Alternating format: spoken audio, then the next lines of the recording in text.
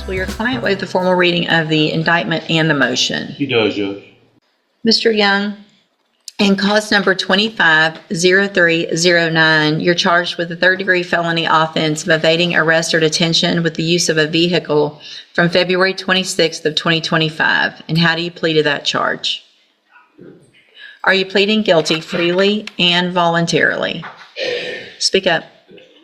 And are you pleading guilty because you actually did what they charged you with? I have here on the computer some documents that have your signature on them that the state has marked as exhibit number 1. Before you signed these, did you go over them with Mr. Lewis?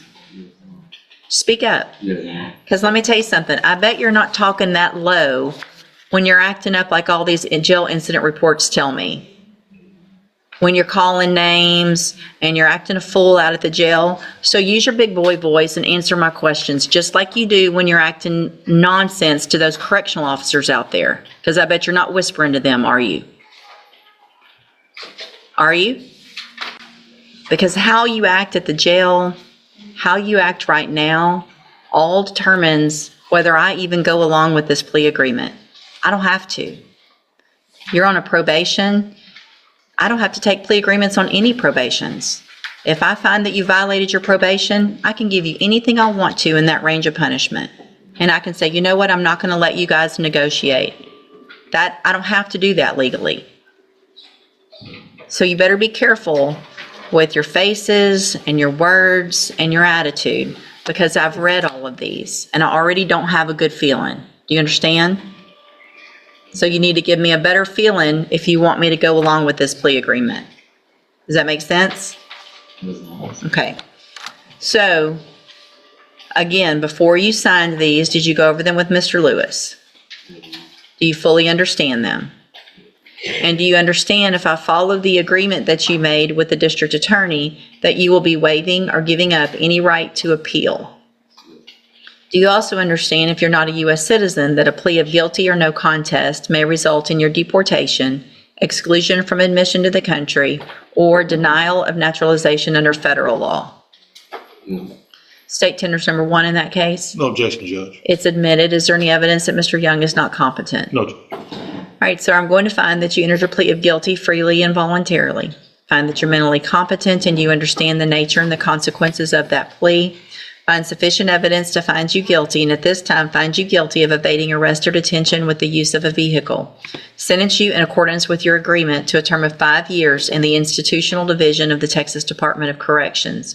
You will receive credit on that sentence for any time that you've been in custody that the law gives you the right to receive. Now, in cause number 2137857, Your Honor, it's a second amended. Just in the interest of economy, I would suggest we go forward on counts 1, 2, and 13. 13 being the offense he's already pled to. so you're on probation. We've got a probation for an evading arrest or detention with the use of a vehicle. And we've got 2 more evading arrest or detention? The second evading is a misdemeanor enhanced to a state jail. And count 20 right. reads motor vehicle. That's incorrect, Judge. It's evading on foot with priors. Okay, gotcha. So this shows that you were placed on probation August 29th of 2022 for evading with a vehicle, and that was a 10-year sentence in prison that was probated for 5 years. Is that correct? And the state's elected to proceed on counts 1, 2, and 13. Count 1 alleges that you failed to report as directed to the probation department on October 2nd of 2024. And is that true or not true? True. Count 2 alleges that you failed to work faithfully at suitable employment and provide verification of that. And is that true or not true? True. And then count 13 alleges that you were arrested for the offense of evading arrest or detention with the use of a vehicle February 26th of 2025.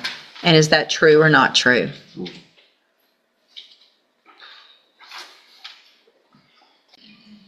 What's the status of the possession and the failure to ID from that date? I believe the failure is, I think, still pending. The failure ID is still pending next door, Judge. And examining the probable cause affidavit from that date, I don't see that there would be a possession charge, Your Honor. Okay. Let me look at something real quick. What I'm looking at, just so that you know, I'm trying to go back and find which administrative hearing talks about the allegation of his behavior to, it looks like there was something that happened with probation. One of the allegations. So I want to see a little more about that. That coupled with what's been going on in our jail may or may not affect my same thing. It's the same thing. You did the same thing to your probation officer that you're doing in the jail. Do you really think that your probation officer is going to go on a date with you? Do you really think that a correctional officer is going to go, yeah, when you get out of jail, you're the guy I want to date? You got in trouble for saying and talking like that to your probation officer, and now you're doing it when you're in jail.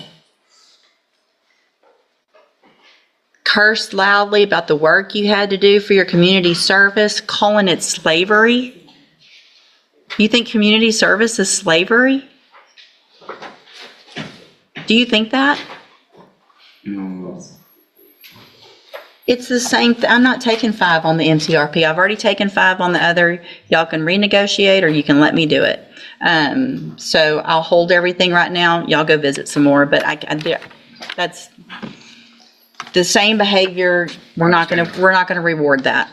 All right, y'all go visit. I'll hold it instead of resetting it. I'll keep this paperwork, but I can make a modification if you come up with something different. But I'm not going to do that. In cause number 21-37857, and again, you're Jacqueline Young, right?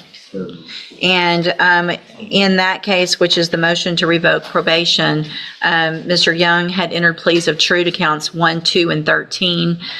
There was an agreement for 5 years in the institutional division, which I said I would not accept. Have you guys had an opportunity to visit? We have, Judge. And what is the? The new agreement is 8 years TDCG. All right, I'll take that. And Mr. Nichols, that's your agreement as well? Yes, sir. All right, Mr. Young, again, I have some documents here, like the other case, that have your signature on them, that the state's marked as exhibit number 1. And before you signed these, did you go over them with Mr. Lewis? Speak up. And do you fully understand them also?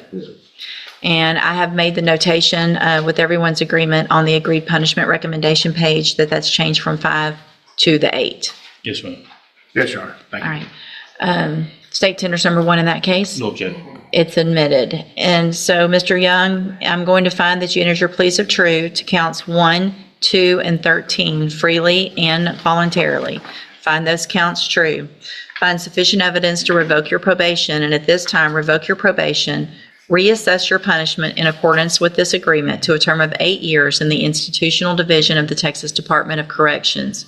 You will receive credit on that sentence for any time that you've been in custody that the law gives you the right to receive. These 2 cases will run concurrently, which means together at the same time. As a part of this plea agreement, I'm going to sign a dismissal in cause number 25 DCCR 0385. I'm handing you in each of those cases the trial court certifications that shows that these were agreements that I followed, and so you've waived your right to appeal. I have also handed you a written admonishment regarding your ineligibility to possess a firearm or ammunition. When you were here back in 2022, we went over the fact that you're not supposed to possess a firearm in Texas, correct? Okay. It can still go worse. I mean, I got 2 more years. It's not funny. It's not funny to you, but I know you're upset about all this, but the only person you should be upset with is yourself, you know? So anyway, because of the judgment entered against you, you're not allowed to possess a firearm in Texas. I've handed you that admonishment. Be sure and read it again. We already went over it before. All right, good luck to you. You can go back with the bailiff.